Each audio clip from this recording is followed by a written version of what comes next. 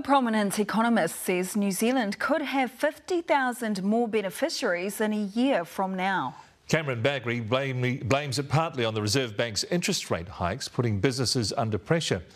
But he says there are deeper structural issues that also need fixing. Zane Small explains. Auckland CBD is humming, but the city goers are hurting. Now it's more expensive than before. I don't think we've really had the increases in salaries to match the cost of living. Stuff that used to be maybe under $10 is now like 15 or something. No more nights out in Ponsonby. And it seems to be pushing some to the brink. The number of benefit recipients has reached more than 353,000, up just over 8,000 since the start of May. And economist Cameron Bagri predicts we could see 50,000 more beneficiaries in the next 12 months. If that run rate continues, we are likely to see 400,000 people on a welfare benefit a year down the track. And that's both an economic and, quite frankly, a social failure. Here's the confusing economic conundrum we're in right now. On the one hand, unemployment is very low, but at the same time, more people are joining the benefit. And that's partly because of a skill shortage, but also inflation is stretching businesses financially. Some of this is COVID. I mean, it's a situation where immigration obviously stopped. The settings remained very tight. Look, they've loosened up a bit, but there's a lag effect here.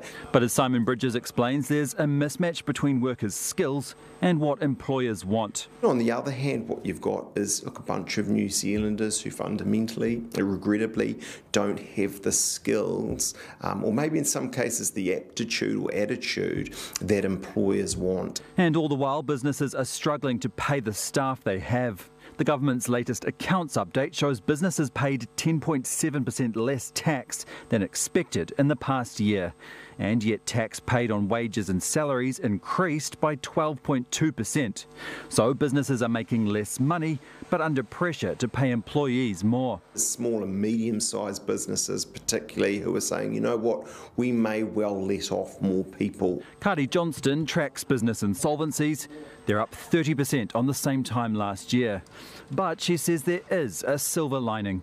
Sometimes these job losses can benefit the economy, because that means those businesses that are crying out for resources and staff and good staff, is that they can redeploy those staff to other more productive businesses. And that redeployment, if done successfully, could be the key to protecting our economy from a future hammering.